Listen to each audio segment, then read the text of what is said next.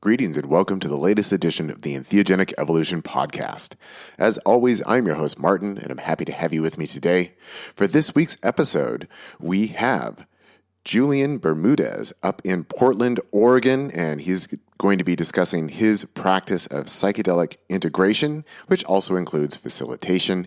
He has a deeply trauma-informed approach, having come from quite a traumatic background himself, which he shares a number of personal details of in this interview. So it is quite raw, quite personal, and we had a great conversation. It was just about a month ago now, and I'm excited to bring this to you today here on the podcast. And for those who are interested, this will be joining the collection that I am building up on my YouTube channel over at the Entheogenic Evolution on YouTube. I've created a new playlist called Psychedelic Oregon, where I am collecting the various interviews that I have done with people here in Oregon and also talks with people here in Oregon, and just sort of reflecting that Oregonian perspective and insight into what's happening in the psychedelic world. So this interview will definitely be joining that playlist. And to let you know, I have another interview that's going to be coming out 2 weeks from now about a new place here in Ashland called Shrooms Cafe, which is the only place that I know of where you can go and consume a low dose of psilocybin mushrooms and then enjoy a musical performance. So that interview will also be joining the Psychedelic Oregon playlist over there on YouTube. So I invite you to check that out if you're interested in more perspectives from Oregon as they've been presented here on the Entheogenic Evolution podcast. But of course, first, a few announcements. Speaking of integration, yes, there are still some slots available in my 5-MeO-DMT Integration Specialist training course with Mindscape Psychedelic Institute that starts a month from now on September 17th. And as I mentioned last week, I now have a few scholarship slots available with a discount for the overall tuition for the course.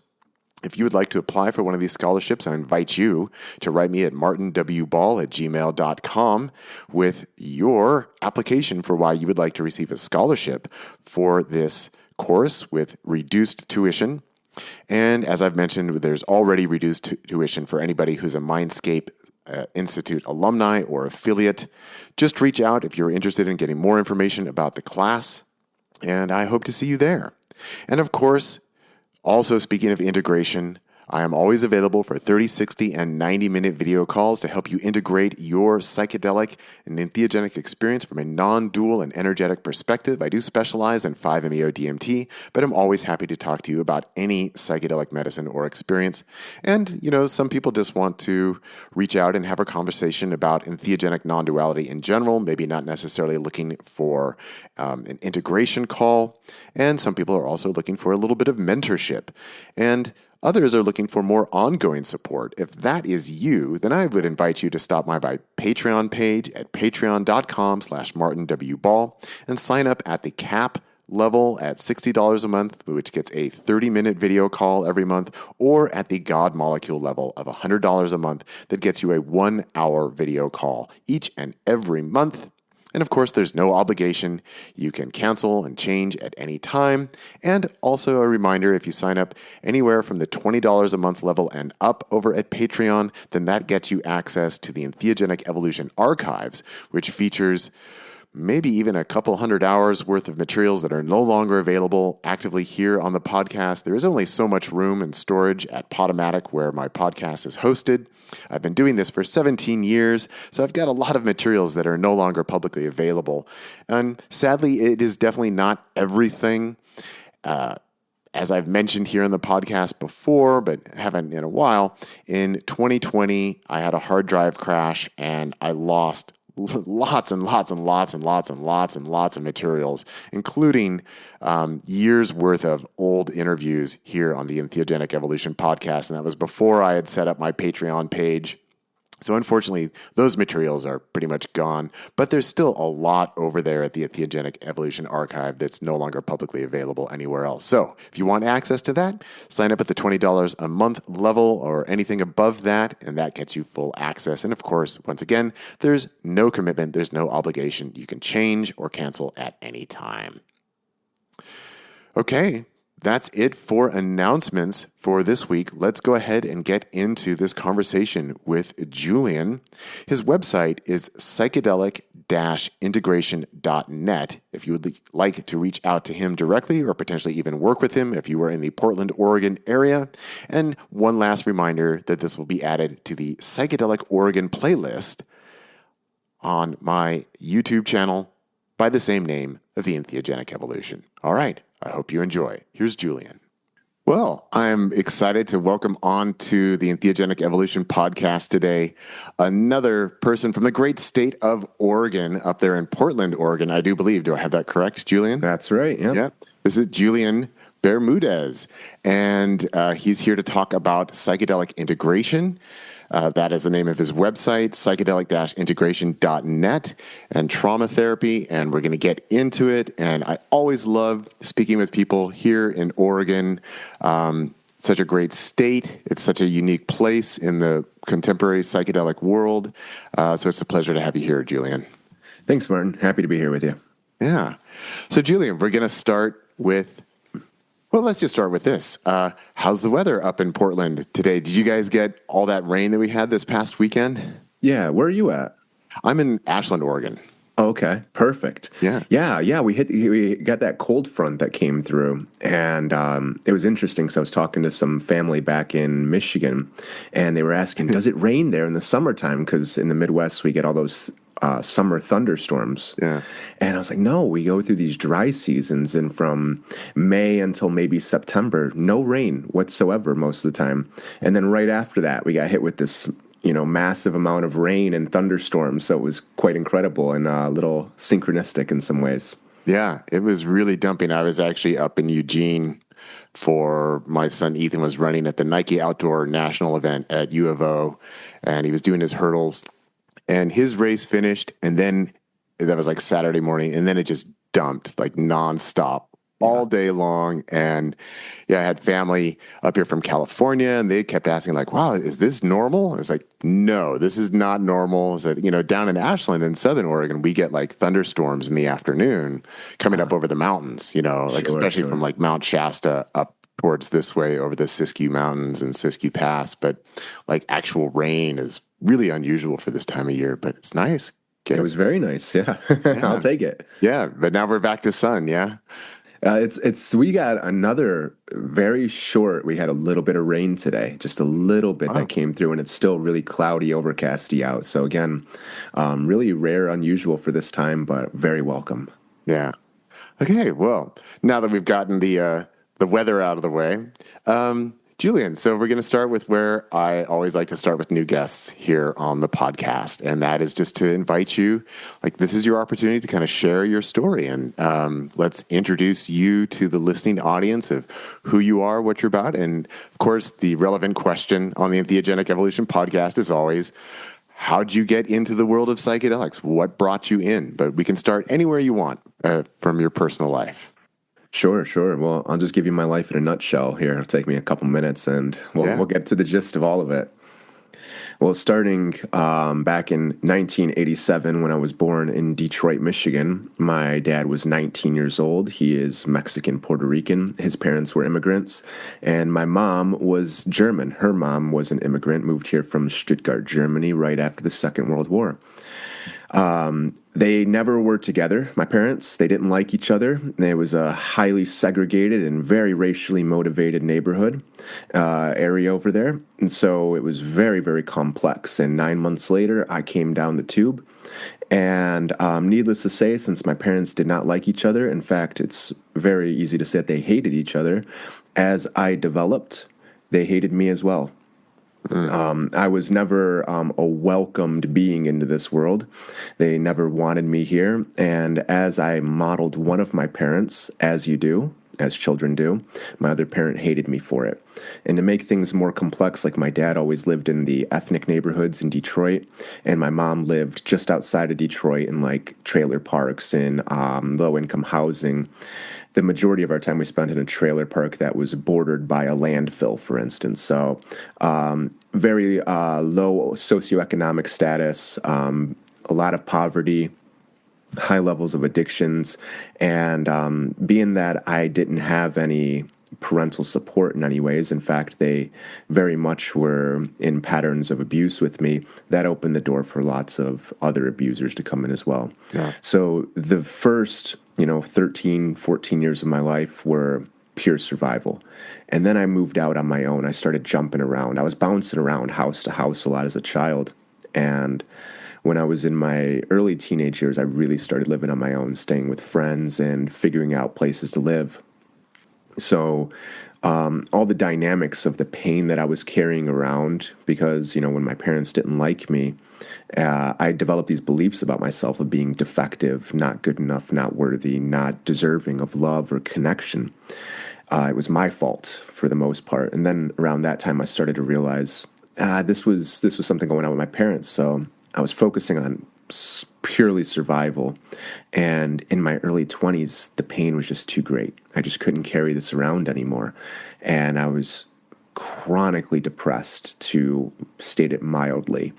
And the pain was just so overwhelming and so all-encompassing, and I just really wanted to change things. I had hit this junction in my life where it was either stay on this path and end up dead very young, which was very common for the area. It was very common for my community. End up in prison, or some combination of the both. Those two options were the most likely scenario. And so this was the first time in my life where I kind of realized that I have some control in this situation. I have some responsibility here. And I started cleaning everything out of my life. All of my connections, all of my relationships, everything I was doing, I started changing it.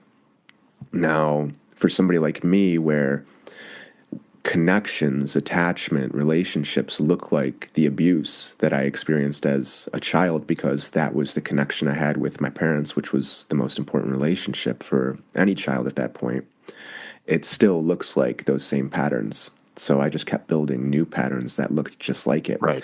So it was this repeated action of clearing everything out, growing new things, growing very similar things that were there originally, and then trying it again. And one of the things that I eventually did was I moved out of Detroit and I went to university. I went to Chicago to go to school, where I was studying addiction psychology, clinical psychology. I was very interested in trying to figure out how to transform this pain that was inside of me. It was inside of everybody in my family. It was inside of everybody that I had seen growing up. It was so present, I couldn't not see it. And I was seeing it in everybody that I was interacting with. So I really wanted to figure out, what is this pain and what can we do about it? So I go to university, and I'm just not getting any answers. Yeah.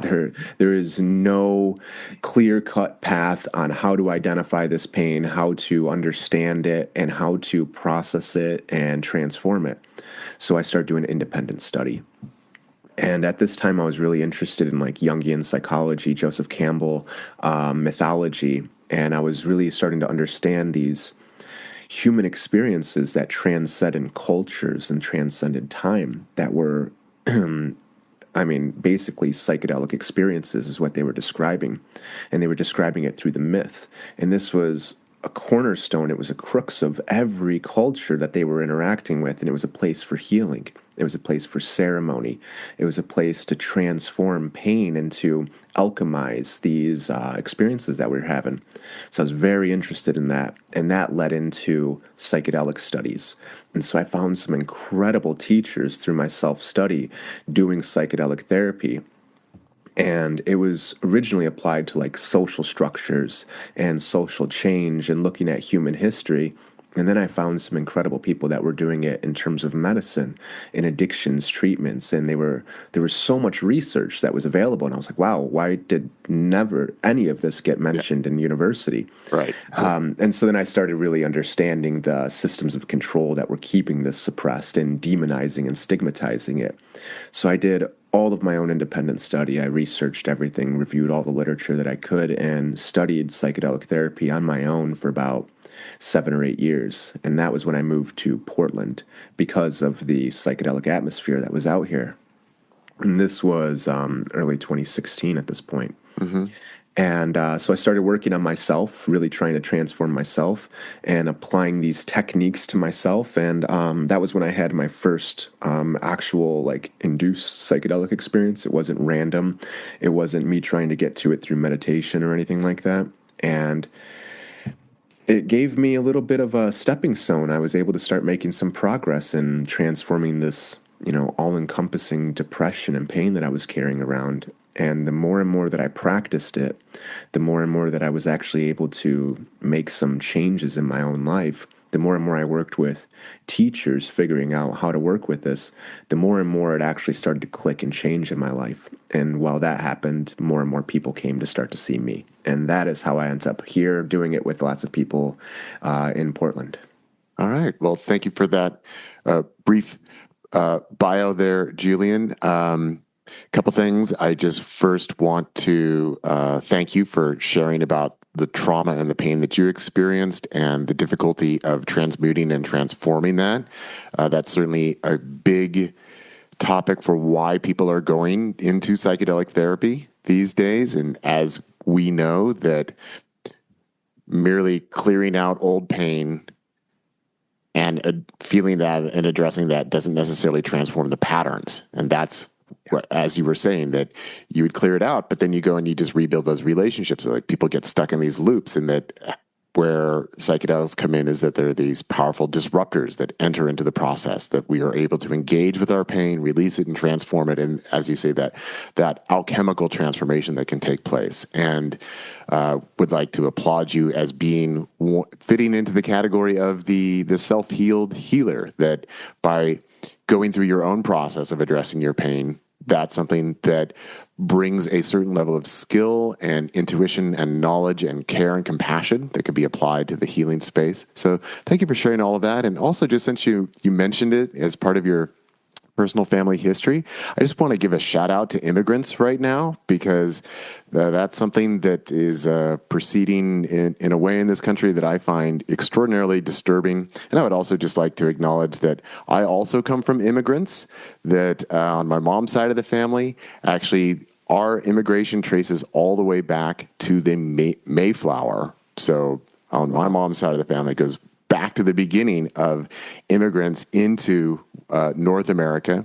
Then on my dad's side of the family, there was Irish immigrants that came to the United States at a time that the Irish certainly were not loved and not wanted and not welcomed here. And anybody who is not able to claim indigenous ancestry comes from immigrants in this country. And I think that that's something that we really need to emphasize, given the current political and social and cultural climate here in the United States. And lastly, I just want to give a shout out to, as you mentioned, to Portland and Oregon, that we have been pioneers in the realm of psychedelic therapy. And I don't know if you caught the interview that I had just a couple weeks ago with Meadow Medicine up there in Portland, Oregon, talking about the psilocybin therapy program, and also interviewed a number of other people who provide psilocybin therapy or training programs here in Oregon. And so it's just a place where we're pioneers. So just go Oregon. So Julian. Oh, no, one last thing. I just wanted to applaud you for creating your own system of study in school. That this is something that I often share on the podcast about myself. My PhD is in religious studies, and I had to create my own program essentially so that I could study the role of entheogens in religious and ceremonial traditions and cultures around the world, because it just was not taught in the classes at all. Yeah, that's right. Yeah, we have to take some agency and accountability and create our own paths a lot of the ways. A lot of these structures and systems do not lead us to the ends of what we're looking for. So if we want to see real change in ourselves and in the world around us, we really have to get out there and create something new. So great work. Yeah. So going back to your own healing process, you kind of shared it in somewhat general terms, and I would just like to invite you, if you're interested, if you'd like to pass, that's totally fine. But if there's any more details that you would like to share from that process for yourself, and the reason why I ask is, for one, it makes for an interesting interview, and for two, what I often find is that when people do share more of the details of what that process was like for them, that it not only inspires other people, but also helps people to recognize themselves. And it's like, oh, okay, I've exhibited that pattern. I've suffered that kind of process. And so it can give a little bit of hope for how these things actually work. So just want to open that up if you'd care to share any more. Oh, sure. Yeah. I mean, there are very specific hallmark adaptations that I developed to that trauma that are very consistent with lots of other people. And this works in the pathology in the sense of when we're going through pain as children and we don't have the resources to navigate it, or even further, if our parents are the ones who are playing an active role in that. And I'm not saying that they could just be abusive in the sense of like physical, emotional, sexual abuse. They might also be very loving, well meaning parents who are getting modern parenting advice from the experts who are saying, don't hold your children when they cry out. Right. Let them learn to be independent. Let them learn how to self soothe. Let them learn how to regulate their own emotions. But as children, we don't have the ability to do that. We are dependent on the attachments. So it's very traumatic if our parents are physically there, but they're not attuned to us as well. So when we're going through this type of pain, when bad things are happening that shouldn't, or good things that are supposed to happen are not happening, and our parents are playing an active role in that, what do we do? How do we adapt to that pain? There's only really three options. We can set boundaries. We can express anger. We can say, don't treat me that way. I want to be treated this way. But as children, of course, that's not a possibility for many of us. We don't even know if that's an actual option. And if we were to do that, a lot of the times it would put us in greater jeopardy, greater danger, which was absolutely the case with me. So you can't fight. So can you flee? Can you run away from that situation? Well, I did that when I was 13. And it's going against all of our survival instincts because we are dependent on our parents. As humans, we're the most undeveloped, immature, dependent species for the longest amount of time that we can see in this entire world. It takes a human 3-4 years to learn how to run, to develop the neurological and motor skills to run, to where a horse runs on their first day of life. Right. So we are programmed for this connection for a long period of time so our bodies can develop. So we can't run. So you can't fight. You can't flee. So then the third option kicks in, which is the survival mechanism, which is we can't make the pain go away and we can't go away ourselves. So we go away mentally. We disconnect from ourselves. This right here, this disconnection from ourselves, is the hallmark of trauma. And this was inside of me, of course. The way that we do it is we suppress our emotions. We learn that if I'm angry because I'm not getting my needs met and I express that anger, it makes my situation worse. I get told if I'm going to be mad, I'll get something to be mad about, or I'm going to be exiled and punished until I can suppress that emotion. In which case, they're threatening me with the thing that's most important, the attachment. So I disconnect from my emotions. I disconnect from my body. I disconnect from my feelings. I suppress my boundaries. I stifle my own expression. I make myself small and agreeable to make other people happy. So I sacrifice myself to take care of my parents' emotional needs. I become a people pleaser. I become agreeable. I go out of my way to make other people happy to maintain my attachments. I make myself small, or I suppress my emotions until I can't suppress them anymore, and then they come bursting out the seams, and then I have these fits of rage and anger and all this repressed sadness. So, in other words, I have tremendous amount of emotions and pain that are inside of me. They're dangerous, they're threatening, and I don't know what to do with them. And that right there is the biggest trauma. So the trauma isn't about what happened. It wasn't the abuse. It was what happened inside of me as a result of what happened. And what happened inside of me was I became constricted. I didn't have the ability to recognize or identify emotions. I didn't have the ability to process emotions or pain. I couldn't express emotions. So I spent all of my energy depressing them, trying to keep them away. And then the way that we do that is the way I do it, and the way most people do is then we distract to stay away from those feelings. So I need tasks. I need activities. I need a dangerous situation to keep me away from those feelings because I got all this pain inside of me and I don't know what to do with it. And that's where things like substances come in later on in life. And that was the pathology that my family had followed and everybody that I was in and myself as well. So the big healing process for me and for the vast majority of people that I work with, is learning the pattern of disconnecting from ourselves, that initial trauma adaptation.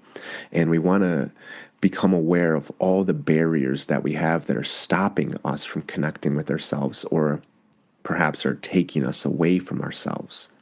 And we want to learn to build the capacity to recognize and identify that pain, to identify those emotions, to accept that they're here, to get very curious about why they're here, what teaching they have, what wisdom they have, and then ultimately to learn how to process them and to express them and comfort and soothe them in healthy and constructive ways. That has been the pattern for me. That's what I help the vast majority of people go through. And, you know, it might seem daunting, it might seem very difficult, and it's not to say that it's going to that it's not going to require a tremendous amount of effort and energy to learn how to do this, but also it's beginner skill. It's 101. In fact, we're born into this world knowing how to identify our emotions and to express our emotions. Every 2-day-old baby is going to let you know when they're angry or when they're sad or when they're hungry. They don't care if you're scared or you're busy or you're stressed or you got to work or whatever. They're going to express their emotions. So the suppression is a learned adaptation, and we can reconnect with who we were before that pain. So that's the big thing that I went through, and that's what I help a lot of people with as well. Yeah. Well, thank you for sharing all of that. And I really appreciate the intimacy with which you can share all of that with us here on the podcast. And I really hear the authenticity in your voice in sharing all of this, and that it is clearly coming from a place of deep personal experience. You know, you can really tell the difference between somebody who is repeating something that they've read in a book versus somebody who is sharing something that they have lived through and understand from a very intimate and even in an embodied space, is what I like to emphasize, that you're really talking about the suppression of these energies that are in the body, the emotions that are in the body, and then how do we live that and then compensate for that suppression and the behaviors and activities that arise as a result of that. And so much of what you're sharing, you know, it's easy to identify for anyone who's been through big trauma or who went through a really difficult parental relationship such as you shared. But I think one of the things that's really significant about what you're sharing here is that these kinds of patterns can develop even from things that aren't necessarily overtly dramatic, right? That people could develop trauma. You know, sometimes people feel like, well, my trauma isn't big enough, or you know, things were good for me, so what do I have to complain about? But I always like to share that the trauma is ultimately something that's relative, that if our needs were not met, if our ability to express ourselves was suppressed or met with anything less than love and encouragement, that then we develop dysfunctional patterns within ourselves. And it doesn't have to be, you know, my dad was a drug addict who beat me. You know, it can just be, he didn't say I love you, or he didn't say good job. And then, you know, that creates the cascade. And that it's these early developmental issues that so often come up through psychedelic therapy, that I like to say that the core issue, in my experience for everyone, is the ability to love and accept yourself unconditionally and give yourself permission to fully be yourself. And that the conditions in which we're raised impact that, and the experiences that we encounter impact that. And that going through the psychedelic process, I think, is a very powerful modality for learning how to love and accept yourself. And as you say, meet those difficult emotions with curiosity so that we can transmute them and transform them. Yeah, we want to be very careful not to compare suffering. Yeah. It's very common, and it doesn't lead us to any helpful, useful ends that we're trying to achieve. And so, yeah, when I work with somebody who says something like what you said, I don't have anything to complain about. I had this, and sure, there were things, but, you know, it's not as bad as what somebody else is going through. Yet there's the comparison right there. And there's also an evaluation, a judgment, a criticism, and there's a belief about oneself underneath that, which is, I'm not good enough, I'm not worthy, I'm not deserving of having the experience that I did have, or I'm not worthy of expressing it in this way. So again, we come right back to those exact same beliefs. So even when people are saying I didn't have anything that was overtly traumatic or easily to identify as trauma, just from those little examples right there, we can identify the hallmarks of trauma, the beliefs about oneself, the suppression, the judgment, the criticism, the evaluation. And we can usually find where those come from very easily.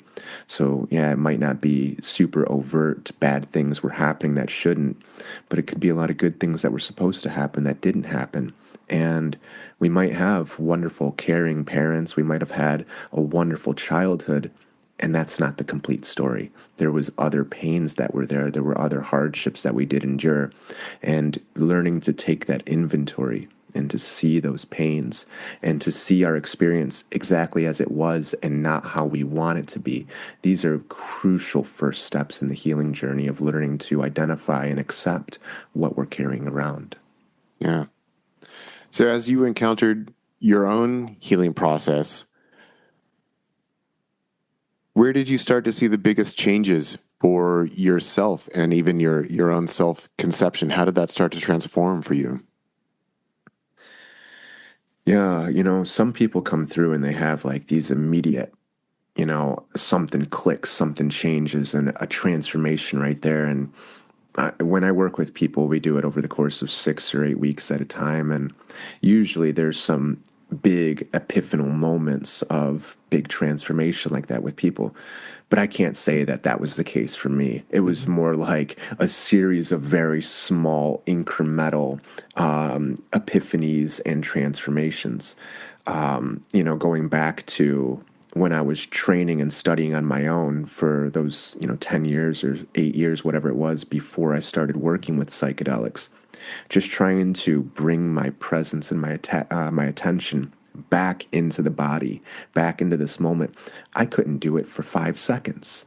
Just to bring my awareness into the body was to touch all of that pain that I was carrying around. And then the defense mechanism would kick in so fast, and my mind would go a million miles a moment. And I would think about all the things that were there, the things that had to be done, all the things I did wrong, and round I would go.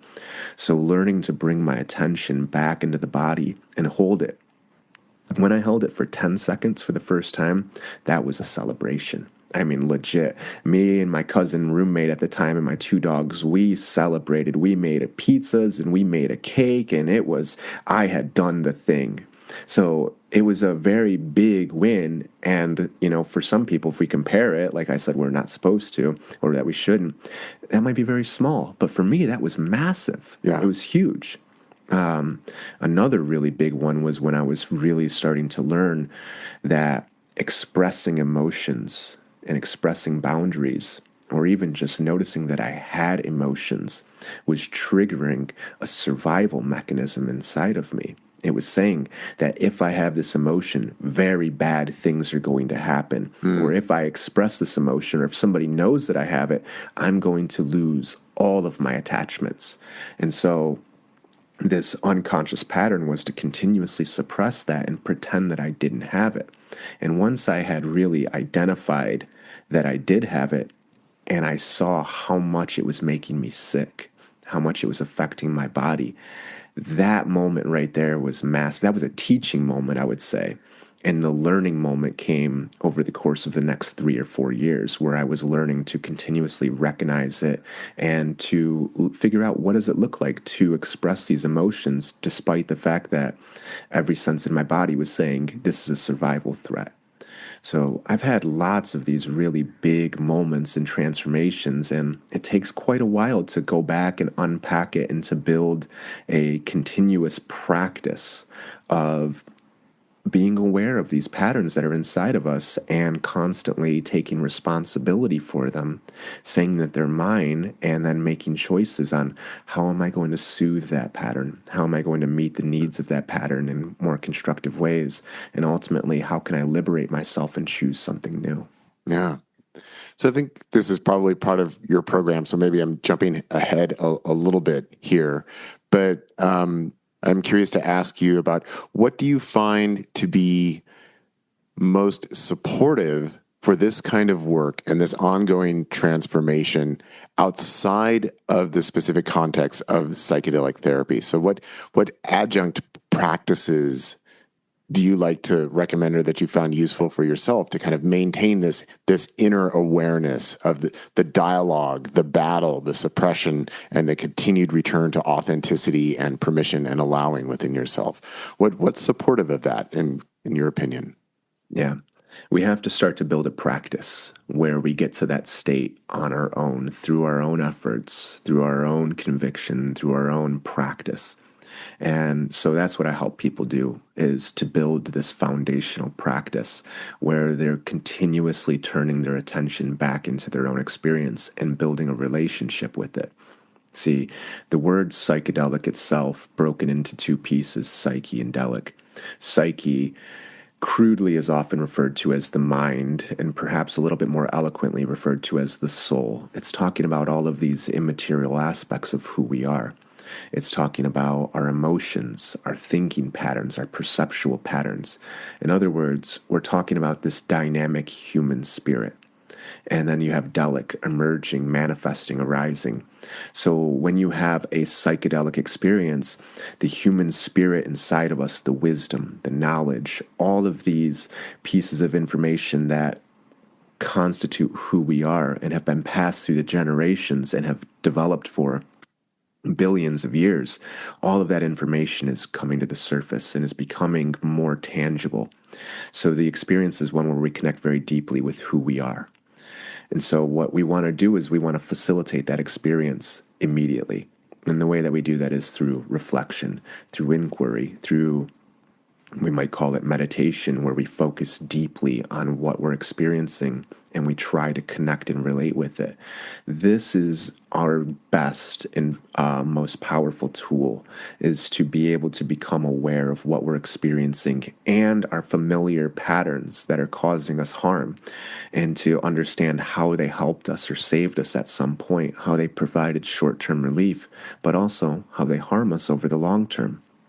And so if we can become very familiar with that, if we can relate with it and identify it every time it comes up, and in fact, not just wait for it to come up, but intentionally go and try and connect with it all throughout the day, then we can use a facilitated psychedelic experience as another tool to strengthen that practice and to go in much deeper to that exact same pattern or that pain that we were talking about and transform it to comfort and soothe it or process it in much deeper capacity than we would have been able to if we weren't familiar with those things to begin with. Yeah. So one of the things that comes up for people sometimes, and I'm curious what you would say to respond to this, is that sometimes as people go through their healing process and they become aware of their internal dynamic, at times it can even accent self-judgment, meaning that somebody becomes aware like, oh, I've really been beating up on myself. What a fucking idiot. I keep beating up on myself. Like, I'm so stupid. Why do I keep doing that? Right? So it adds another layer to the self-judgment.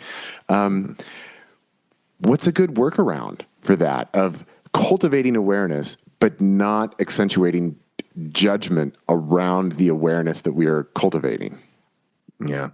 Isn't that an interesting dynamic? I notice that I'm beating myself up. So then I say, what an idiot. How stupid am I? How could I keep doing that? In other words, I beat myself up. Right. So we became aware of the pattern, but we didn't become aware that we were still in the pattern, and we couldn't identify when the pattern was activated. Yeah, this is a very common dynamic. I meet so many people, and this is inside of me too. When people give me compliments in these shows and they say, wow, you're so articulate and eloquent, and just like you were saying a moment ago, you understand this so deeply, and I know that there's a difference between understanding and embodying and just reading or repeating what you read in a book. There's a voice, there's a dialogue inside of me that says, no, that's not true at all. You're a freaking idiot. You're worthless. You can't do anything right. You're a lazy, good for nothing bum. That's the voice right there. And I sit there and I can identify that now, and I go, oh, hi, Dad. Hi, Grandpa. Yeah, you guys were really carrying around some pain, weren't you? And that got pushed onto me, or it flowed through to me. So I can identify and recognize it and say, thanks for trying to help me, because those patterns they were trying to help. Yeah. And that's not what I need. And I don't need that right now. And I can comfort it and soothe it. And then I can actually hear the compliment. So this harshness, it's inside of me. It's inside of everybody that I work with. What we want to do is, if the pattern is that we're going to keep beating ourselves up, we're going to keep fighting and struggling with ourselves and judging and criticizing, let's just stop right there. We don't have to do that. Let's try and do something different. And the thing that we can do differently is, let's get very curious about it. Where does this come from? How often do I feel this? Is it here right now? Is it here every single day? Is it all throughout the day? How often is it here? When can I first remember having this dynamic? When can I first remember having these feelings? Does it go back a year ago? 5 years? 10 years? It almost always goes back to our very early years. Yeah. And even if we identify it in our 20s or in our teenage years, it's fully developed at that point. So it comes from much sooner than there. It almost always goes back to our early years. So then we see, okay, it was happening when I was a kid. This was the dynamic that was there. The next question is, when that was happening, what were the things that I really needed? Did I need somebody to punish me, to evaluate, to criticize and judge me, to exile me, to, kick me out of the house, whatever it is? No, that was not what I needed. That was what caused the pain to begin with. So then we can see that when I treat myself that way, I'm treating myself the exact same way that the people who caused the pain did to begin with. In other words, that pattern is inside of me. And not only am I doing it to myself, it's flowing through me to my kids. It's flowing through me to my partner. Now I need to take some responsibility and accountability for this. So I'm going to start to cultivate agency and choice. And what I'm going to have to do is identify those unmet needs that we were just asking about. And very commonly, they're almost identical because we have fundamental human needs. And then I have to figure out, how can I meet those needs in healthy, constructive ways? So the practice becomes, when I notice that negative self-talk, that harshness, that negative feedback loop of pain that I'm in, rather than struggling with it, rather than fighting it, rather than judging and criticizing that pattern and myself for being there, first thing I'm going to do is, I've recognized it, now I'm going to accept it. It's here. It's present. It's with me now. Carl Rogers, the famous psychologist, infamously said that the interesting paradox is, only when I accept myself exactly as I am do I actually have the ability to change. Yeah. So I identify the pattern. I say I'm in it now. I accept. Okay, I'm here. It's not easy. It's not easy to swallow, but here it is. Here I am. Then I get very curious about it. It's that same pattern that I identified from my childhood. What did I need? And then I try to nurture myself by giving myself those needs.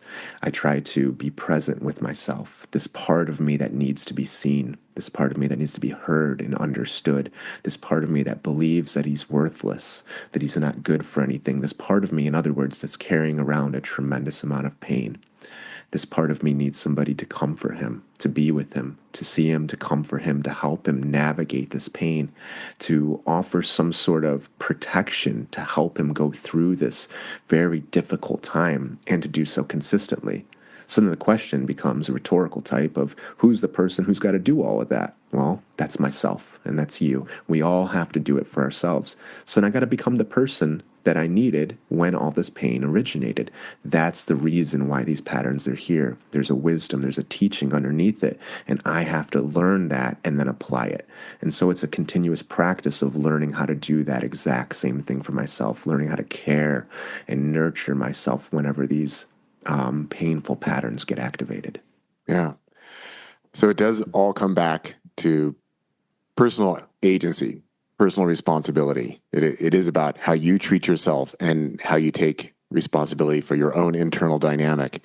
Yet, therapists, facilitators, and guides can help along the way, as well as can the psychedelic medicine. So let's talk a little bit now about what is the facilitated psychedelic experience and how does that work into this process? And This is something that I find myself encouraging quite often with my integration clients. I do get a lot of clients who do psychedelic work on their own. And I find myself encouraging them. It's like, well, I'd really want to encourage you to work with a facilitator at this point. I'd like you to work with a guide. I am not personally connected to any of the psilocybin programs here in Oregon, but I invite people. I was like, check it out. Come to Oregon. Come work with a facilitator that you might be getting stuck in a loop and attempting to do this kind of work on your own. So then in being a facilitator and being a guide, what is the added advantage for someone to work with someone at this level? And maybe we can even at this point talk about kind of how the whole program works, because of course it's not just a facilitated psychedelic experience. It comes with intake and preparation and then the experience, and it comes with integration and reflection afterwards. So really anywhere you'd want to pick up on that theme, but with the focus on why guided, facilitated psychedelic experiences, why are they helpful for people who want to encounter and transform their trauma? Yeah. In Joseph Campbell's The Hero's Journey, the first stage is answering the call. That is what has to happen in order to go down this path of the hero's journey, which is to liberate yourself and do all the patterns that we were just talking about. If we don't answer that, then we become a victim and somebody who needs to become rescued later in life. So if we are saying, I have this pain, I have this trauma, and I want to transform it, we are answering the call. Now, throughout this entire journey, there are going to be lots of guides and teachers who help us along the way, and there's going to be lots of ogres who try to stifle us and harm us throughout this, which is absolutely the case through everybody's life journey. So going through this process alone is very challenging, if not impossible. It's kind of like trying to put a 10,000-piece puzzle together, but you can only look 2 inches above the puzzle. You can't see all the pieces. It's very difficult to even identify what the picture looks like. Another analogy that I use is that identifying these patterns is a lot like, and of course choosing something new outside of that is a lot like trying to see a color that you're blind to. It's very difficult to even identify it. These patterns are so elusive and so deeply entrenched in our nervous systems, in our perceptions, in our worldview. They all formulated when our bodies were developing. They were developing in relationship to the environment, and so our worldviews developed here. Our nervous systems, our hormonal systems, our emotional circuits all developed in relationship to this pain. So to choose something outside of that, to know what's outside of that, very challenging to find on your own.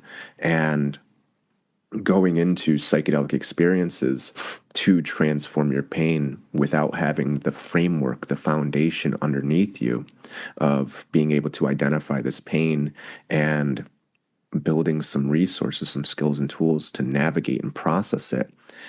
If you go into a psychedelic experience without that there, you're going to do exactly what I did, and you're going to do exactly what I've seen a lot of people do, which is the psychedelic's going to bring up all of that pain. It's going to bring it directly to the surface. Remember, this is an experience of deeply connecting with yourself. It's an experience of the human spirit emerging inside of you.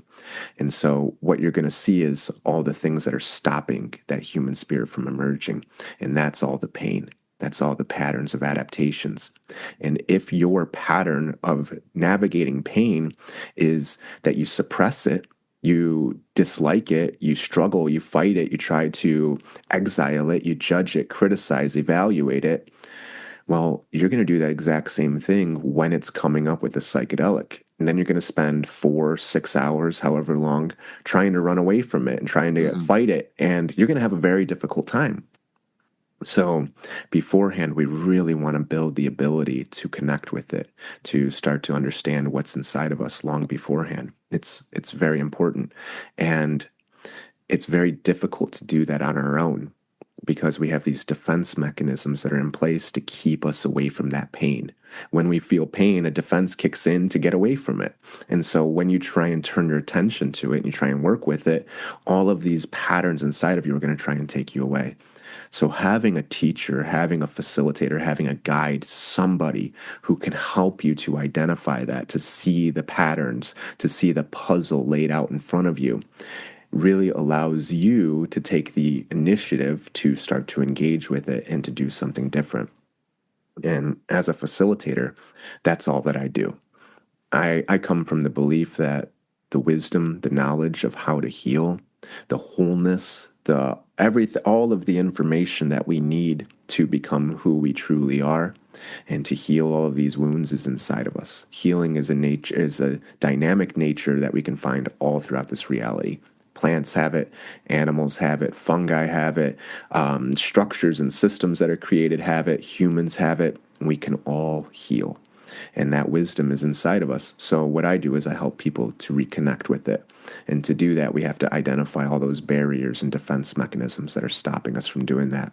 Again, it's very difficult to do it on your own. Yeah. And if we went through trauma, chances are you might have developed something along the lines of what I have inside of me, which is this belief about myself that I have to be strong, I have to be independent, and I have to do everything on my own. I can't reach out to somebody else because that only leads to more pain. And that is not true. Of course, that can be true. When we reach out to certain people, we might... There's a song from a 90s alternative band. He says, I never really know a killer from a savior.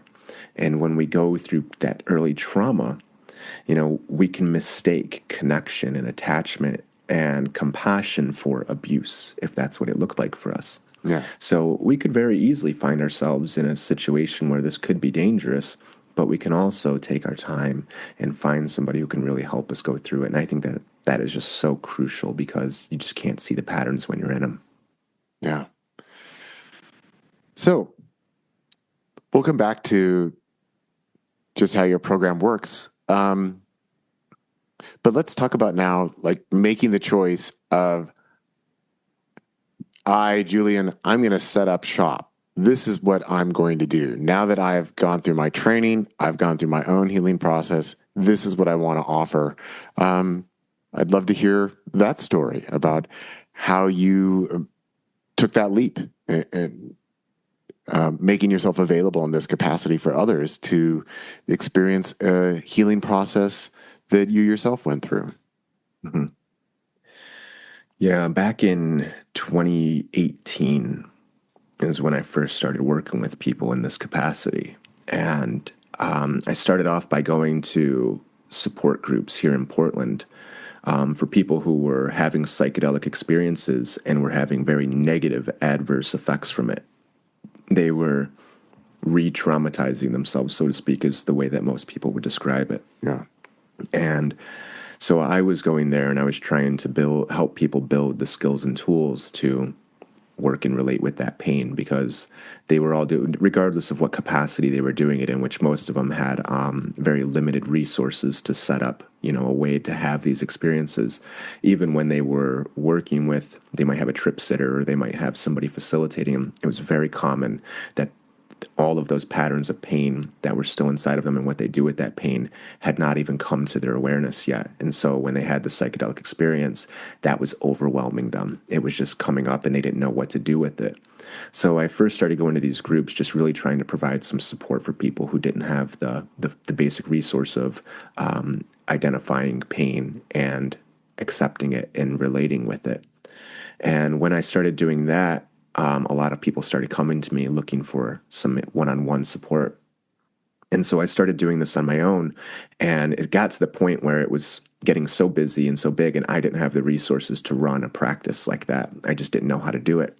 So I paused completely, and I just kept working I was working at the hospital university here. And I did that for, 6 years. And it was killing me from the inside out, just working these jobs.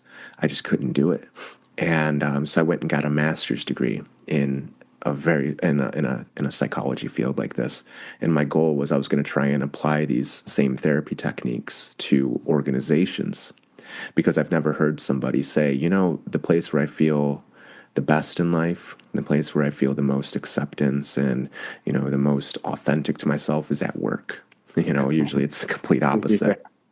So I wanted to go and try and change those systems. And I got my master's degree, and then I got all these licenses and certifications, and I got a wonderful consulting job. Paid me 4 times what I was making beforehand. Never even imagined I'd make this kind of money. And I did that for 6 weeks and quit because I just couldn't do it. It just wasn't the path for me. It was sucking me dry again on the inside. And right around that time is when all the legislation was changing and passing here in Oregon. So I said, this might be a really good time to commit to my own practice again. I had taken about 2 years off of work entirely. And that was when I was doing my master's degree. I was doing it at an independent self-study pace and got all those certifications. And so I took a lot of time to myself, and I just couldn't work those jobs. And I said, this is the time. I'm going to commit to my own practice. I'm going to focus in even more than I was before on myself, and I'm going to open up to working with other people. And when all the legislation and everything was changing here in Oregon, that's when we opened our doors publicly for the first time. And ever since then, that's when I've been working with people. So that's how I decided to do it myself. I don't even know if I'd say it was a decision. I don't think that is giving credit to the path that I was walking. I was completely unable to do anything outside of this. If I would have taken the money, if I would have taken the status and the power and all of the things, I was dying on the inside, and I knew it. And don't get me wrong, that consulting job, it was a breeze in terms of work. It was remote. I was working from home. I needed to spend maybe an hour or two every single day making PowerPoints, and then I needed to give it to the executive so that way they can go present it as their own. That was it. And it was still killing me. So the path I was walking, I couldn't do anything other than focusing on my own patterns and helping other people do the same. Yeah, well, that's a pretty classic case of once you really get in tune and in alignment with yourself, that the inauthentic path becomes more and more uncomfortable. Even when it supports you financially, it's easy to do. If it's not where your energy really wants to direct itself authentically for you, then it's just not going to do it. But then when you find the thing, then actually it does become, I think, when somebody asks you, like, where are you most fulfilled and authentic, then you actually do get to say, well, it's in my work because this is what I'm about. Like, this is what I'm Precisely. doing. Yeah, absolutely. Because when we go through trauma, we become disconnected.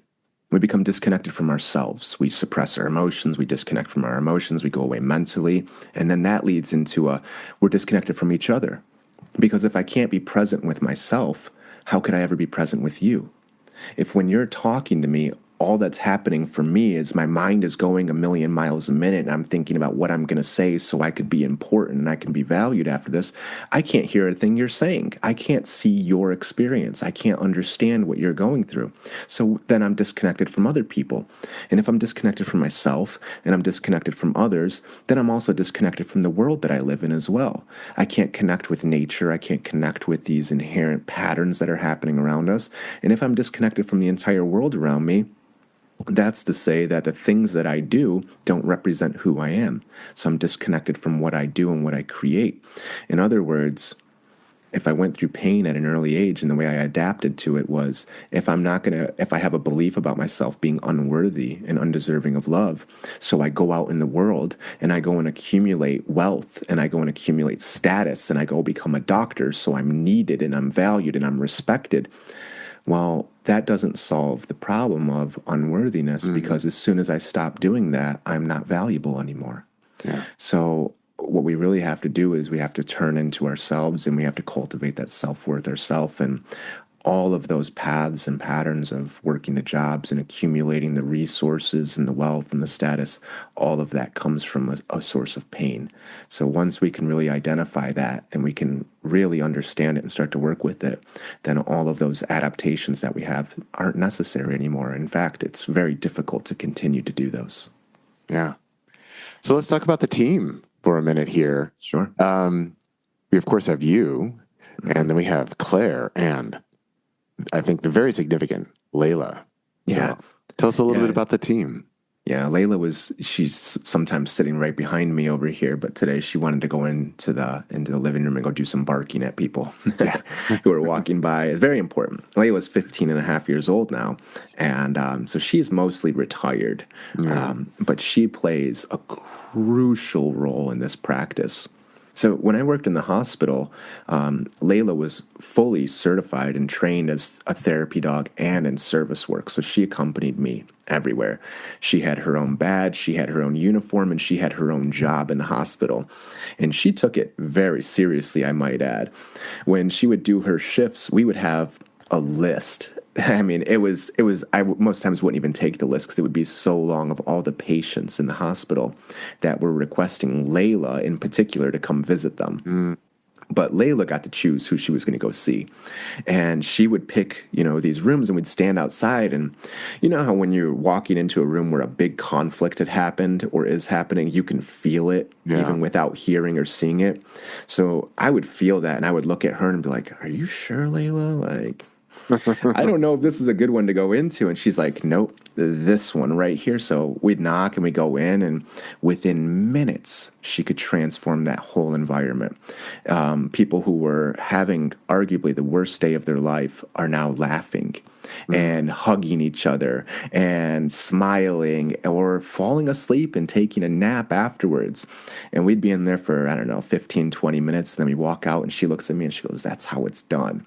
So she was just this incredible teacher that showed me how to transform these things. So when we do this work, and I might have somebody, let's say I have a woman coming from, I don't know, Kansas, and she dealt with a lot of childhood sexual abuse. So she sees the world as constantly threatening because that was the worldview that she developed when she was a kid, is everything is dangerous. You can't rely on anybody.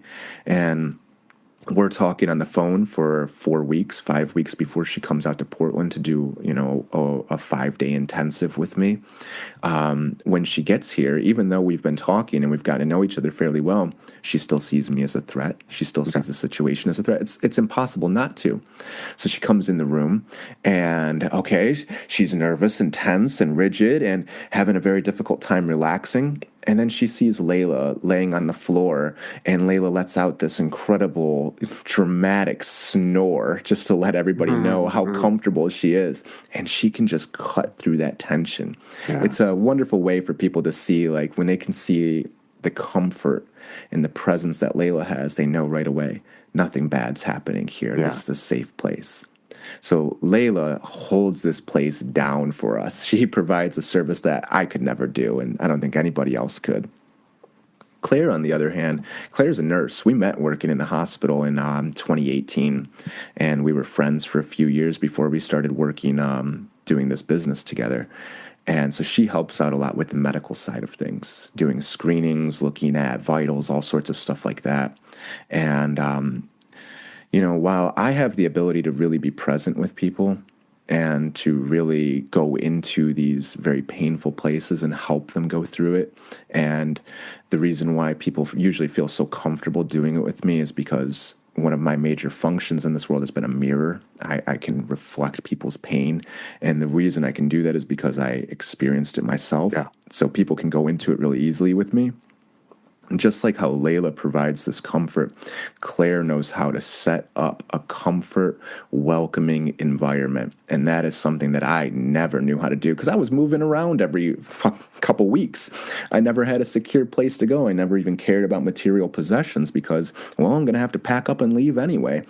But she, on the other hand, really knows how to make a space cozy. She really knows how to welcome people. She really knows how to invite people and help people feel safe in order to go into this work with me. So between her and Layla really setting the stage, we have a fantastic environment here. And then, of course, that allows me to help people go into these very painful, difficult places. Yeah. Well, Layla sounds like a very good dog. You're a good dog, Layla. I know you're not in the room, but I just want to say that. It sounds like you're a good dog. My listeners know that I always talk about my dog, Moxie.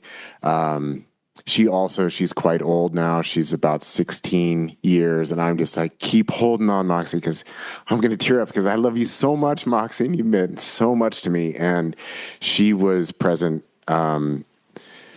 I got her about a year into my own facilitation work. And then once she came into my life, she was there every single session, and she was an integral part of many people's experiences. And it added so much. And it makes me think like, man, I need to have like an ongoing series of like pets in the psychedelic space and the roles that animals can play. Like I even had a woman a few years ago who said that she would do psychedelic therapy work with people and then take them out to the ranch so that they could meet with the horses, and that the horses was an integral part of how she was working and facilitating. But I just think it's a topic that doesn't really get talked about, but I can hear from you how important Layla has been and continues to be, and what she brings to the process. And so just think like we need to talk about it more, because I mean, the pets, they're so important. And one of the things that I love about the pets, because, for years I've been using Moxie, my dog Moxie, as an example that,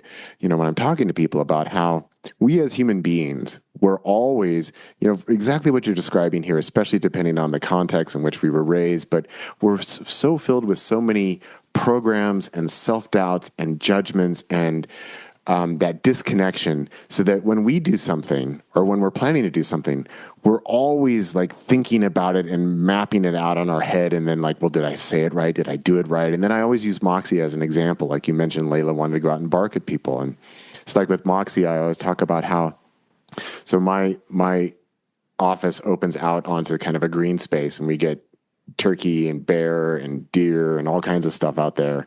And so when she sees them, Moxie will just bark. And I like to say, like, she doesn't then go and ask, like, well, did I sound too much like a cat when I did that? Or was that too aggressive? Like, what do they think of me? That a dog is an example of a being that is completely in tune with itself and has no self-judgment.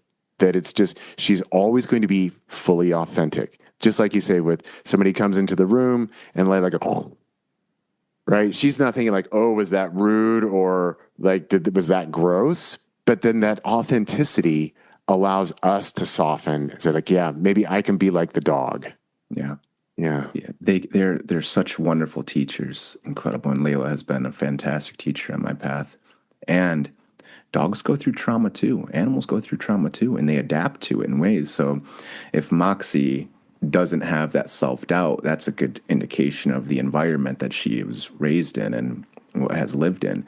But if you look at an abused dog, and they let out the slightest expression or they move in the slightest way, it's right away. Did I do something wrong? Is something bad going to happen? And that's and they can be fantastic teachers too, because we can really see that exact pattern inside of us too.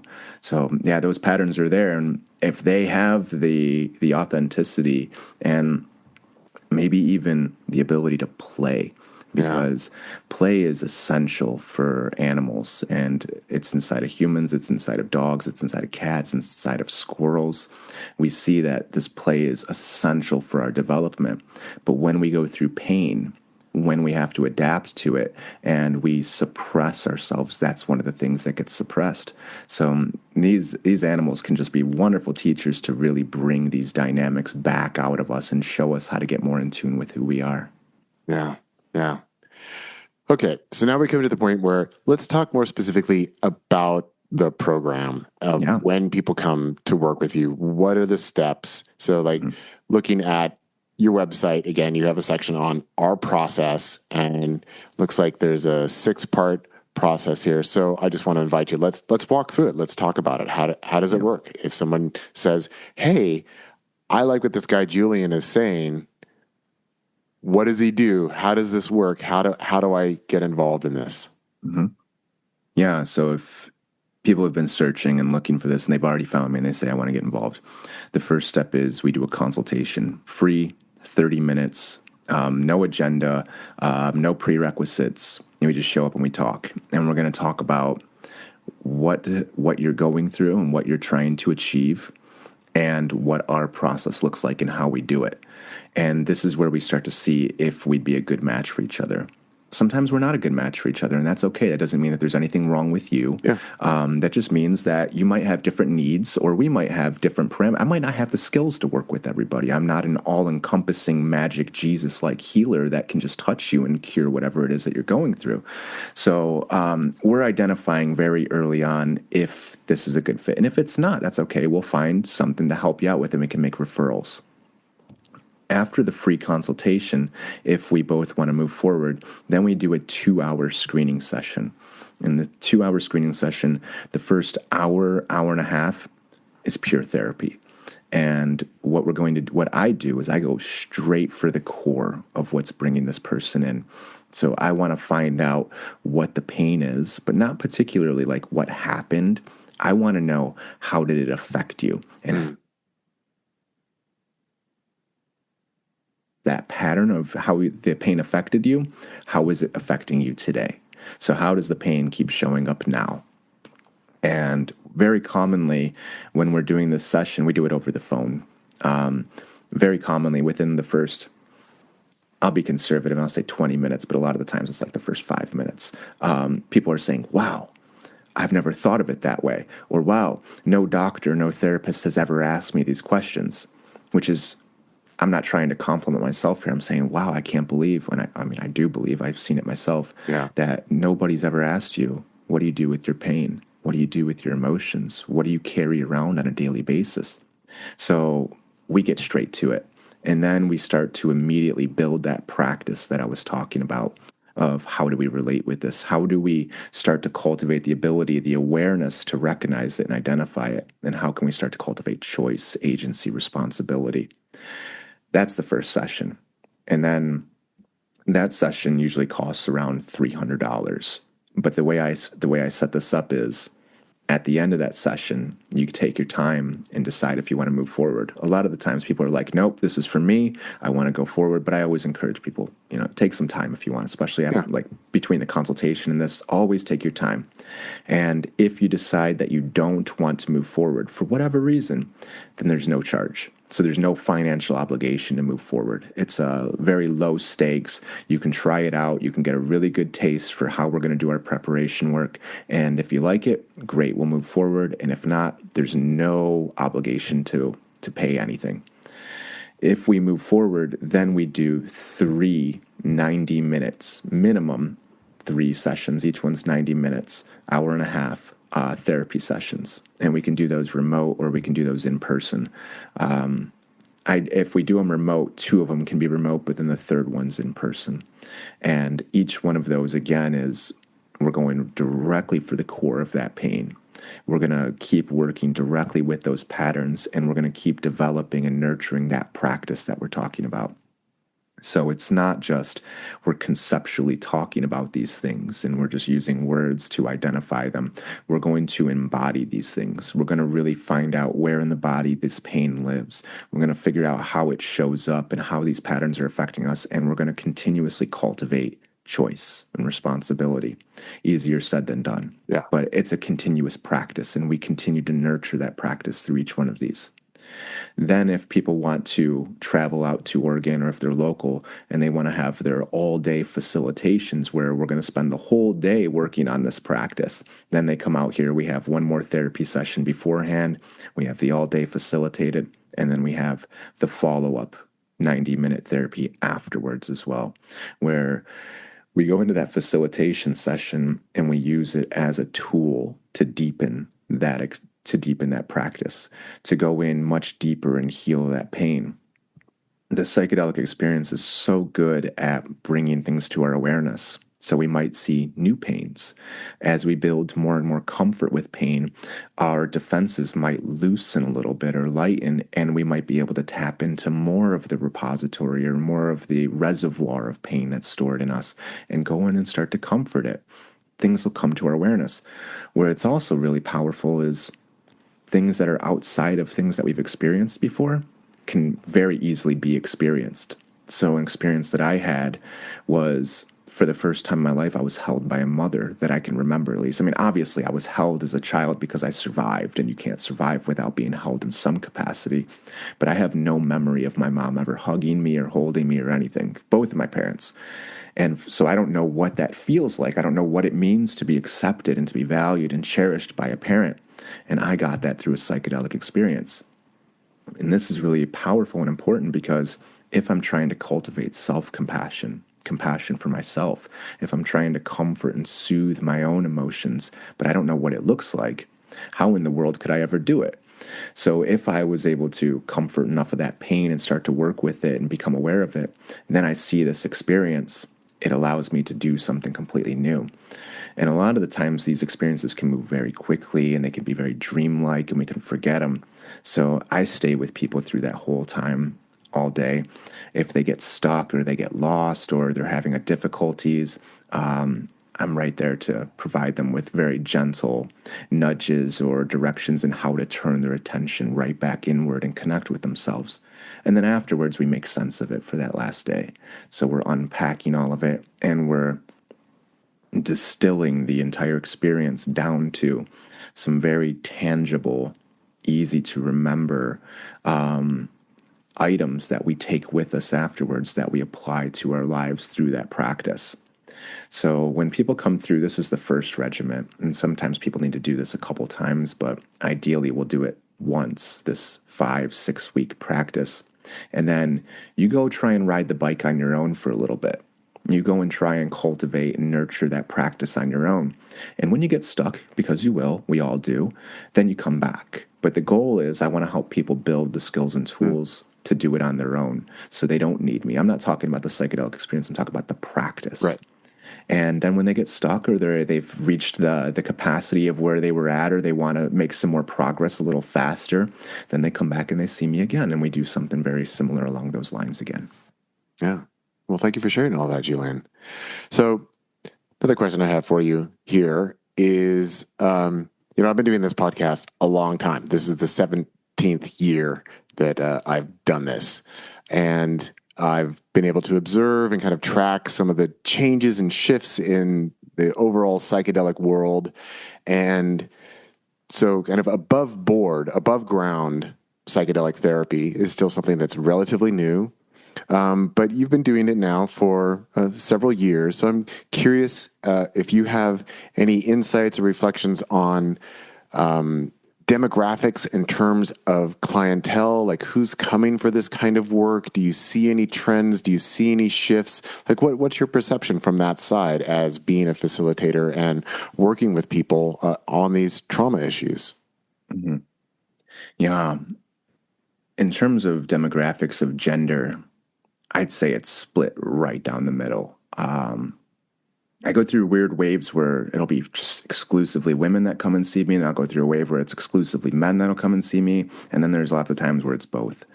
So gender is right down the middle as far as I know. I actually probably should look into this and look back on all the people that I've worked with and see. But as far as my memory goes, which could be wrong, it might be accurate, it seems very even in terms of gender. One thing that I'm not very proud of, I'm not ashamed of it, but I certainly am, and this isn't a dynamic that I want to continue, is I've seen that it's a lot of well-off people who come and seek this out. Doctors, lawyers, international diplomats, for crying out loud, tech people. This is very, very common. And I always reserve a certain amount of my capacity to work with people on sliding scale, but the amount of people who seek that or need that, who come to find me, are very, very small. That's changing actually quite a bit. I come from Detroit, Michigan. I lived in Chicago. I'm from these ethnic, very low socioeconomic status communities. And when I moved away to do all this training, I very much disconnected with that.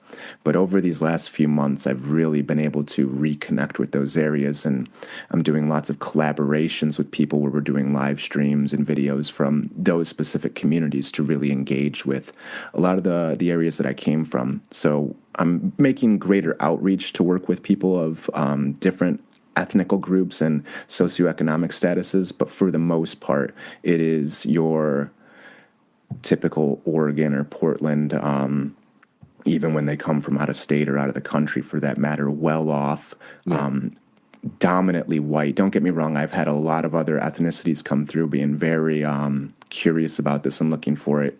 And, on my dad's side, I come from, my grandmother was Native Mexican, and we came from a lineage of healers who had done this exact modality for generations, which I actually didn't find out until, well into this process. So there are certain groups of people like that who will come to work with me as well. But yeah, I'm not exactly proud of the economic and ethnical demographics that primarily seek this out. So I'm really trying to make it more accessible to more of the community that I came from. I have this really unique ability to engage with people who live on the streets and who grew up in the streets because that was the language I spoke. Those were the customs that I had. But also, I have a master's degree. I've spent time working in a hospital and university, so I can work with doctors and lawyers and politicians and all sorts of people too. So I'm trying to balance out the groups of people that I'm working with now. Yeah, well, I appreciate that honest reflection and sharing. And I think it's just overall, it's kind of part of where we are in the contemporary psychedelic movement that, that's one of the things about the Oregon psilocybin program is a lot of people say, yeah, it's really expensive. And it is expensive because if people are going to devote themselves to providing these kinds of services, they do need to be supported. And there's a lot of requirements and, maintaining the space. And as you say, going through these, different modalities of therapy, right? This is a lot of time, a lot of energy, a lot of effort on your part. And so it's kind of the ongoing question. And I know it's a dirty phrase these days, but diversity, equity, and inclusion, it's an important question when we're dealing with healthcare, social services, mental health, people's socioeconomic status, that we need information about this so that we can know how to help people, how to serve people who maybe aren't being served but can be benefit from this. So I appreciate that you were reflecting on that and that you were looking at how you can reach out to some of these underserved communities, that you have awareness around that. And of course, you as someone who facilitates, you can't control who reaches out to you. You can't control who your potential clientele are in that sense. And it's good to have awareness around it. And then as you're exploring, what are ways to address it? And where can we create, outreach and things like that? Yeah, I want to be careful here. I don't have a lot of good things to say about the structure that's in place right now. Don't want to just sit here and criticize all the things that are happening. What I wish was happening was that all of these regulations, all of these bureaucratic departments weren't as big or as powerful as they are, and that there was a little bit more flexibility of who could get involved and what that would look like. When this whole program was developed here in Oregon, people like myself who come from a lineage of healers and have been doing it for a long period of time and are very well acquainted with this, we were not invited into the conversation whatsoever. Yeah. And anytime that we tried to get involved with it, they would have their quote unquote listening sessions, but they would never actually take into consideration. They wouldn't actually listen. They would just have a space where we could come and just say things, but nobody would actually listen. Yeah, we need the vast majority of. I was just going to say we need some listening and application as well. But please continue. Exactly. I'm sorry to interrupt. Yeah. So, I just wish that there was more deregulation in this sense. And, something I'm very critical of myself is how mainstream and corporate this is becoming very quickly. Mm-hmm. The people who are pushing for this are people who want to make money off of this, people who want to have status and power. And I see it in these symposiums and all of these conferences that are happening all around, is people who were once very critical of it are now, and maybe they had a pivotal changing moment and they saw how therapeutic this could be, but now that they can have their names on a sign and be a keynote speaker, now they're all about it. The people who are leading these boards are usually attorneys and business people. And, just look at what happened with cannabis in the West Coast in Oregon and California, for instance. Yeah. All the small people who were growing it in very ethical, organic ways where they were connected with the process, they've all been flushed out. And it's been replaced by these mega green corporate growers that grow, tens of thousands of square feet of space, and it's automated, or, I don't want to get too far into it. I'll go all day. It's a spot where I definitely got a lot to say, but I don't want to just sit here and just launch criticism all day about the process. So I just wish that more people were able to get involved, and ideally people can choose who they go and see. If you want to go to a service center, you want to come in day of, sign some papers, have your experience, sit with somebody, get verified product where it's good, and you got a safe place. Terrific. I think that should be everybody's right. And if you want to do a more intimate therapeutic session where you're going to work with somebody like me and you're going to go through all of the pain and you're going to try and figure out how to cultivate patterns and practices and things like that, I think that should be an option as well. Yeah, absolutely. Well, thank you for sharing all of that, Julian. Really appreciate that. So I'm just noticing that my internet is kind of like flickering a little bit. So I'm thinking let's go ahead and wrap it up before we get abruptly cut off or something like that. But just to kind of bring it all in, just want to ask you, what at this point of your life, where is, and having moved through this trauma, moved through this transformation, this healing, and found your application of how to work with others, where is your joy in life currently? What opens up your heart and makes it sing? Yeah, there's actually a lot of things right now. I think one of the most important, I had this belief, and I see this in a lot of people too. This is, again, coming back from that trauma of, it's not just I have to do things alone, I have to be strong and independent, but it goes a little bit further. There's a flip side and says things have to be intense in order for me to feel something, in order for it to work for me. If it's going to be healing, it has to be intense because I got some stuff that I got to work. And that's not the case. That was one lens that I was looking at the world through, and my experience through. But somebody taught me this down in Peru, actually, is another way of looking at it is the lens can be through gentleness and through joy and through humor. Okay, great. So I try and look at the situation through that lens, but that's very difficult to do. So what I have now is a practice, and it's not even so much of an intentional practice anymore. Sure, I intentionally engage with it, but I've nurtured it enough to where it kind of grows and does its own thing, of bringing back that play. Unstructured, agenda-free, interactive, person-to-person, silly, goofy, random, spontaneous play. And we actually have an emotional circuit that's called the play emotional circuit that very easily gets suppressed when we go through trauma. So for me to nurture this and to be funny and silly, and not to be funny to try to get recognition and to be valued and accepted by other people, but to really tap into that part of myself that is just silly and spontaneous and goofy and doesn't really care if people like it or dislike it. Me really nurturing this and bringing this out has been so valuable to me. And it just allows me to engage in so many areas in life that I might have been too serious or too rigid or too intense to do beforehand. Oh, great. Well, more for that then. More play, more fun, more joy.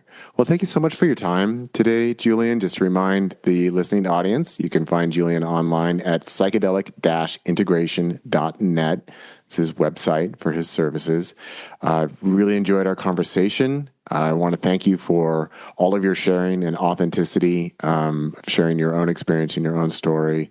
And it's just been a pleasure to get to know you and have you as a guest here on the podcast. And so also thank you for initially reaching out via email and then reaching out again because I didn't respond. I do get a lot of email messages from here's a guest. How about this person as a guest? And so sometimes it's when am I going to get to all of these? But I really want to thank you for reaching out again. And then I looked at your website and I was oh, he's in Portland. Oh, I got to do this guy. I mean, he's in Oregon. So it's been a pleasure to have you on. Yeah, it sounds like a good problem to have is that you got all of these inquiries, right? So thanks for taking your time out of your schedule. Thanks for having this podcast. Thanks for putting this platform out there. 15 years ago, I know you've been doing it for 17 years, you said. Yeah. You were in the beginning where this was very difficult information to come by. You could get to it. It was available, but there were thresholds I had to cross. So thanks for being somebody who's putting this information out there. I'm just really happy that we can make this accessible to more and more people and spread this information. So thank you for doing what you do too. Yeah, well, you're very welcome. Well, talk to you next time, Julian. Absolutely, Martin. Thank you. Okay.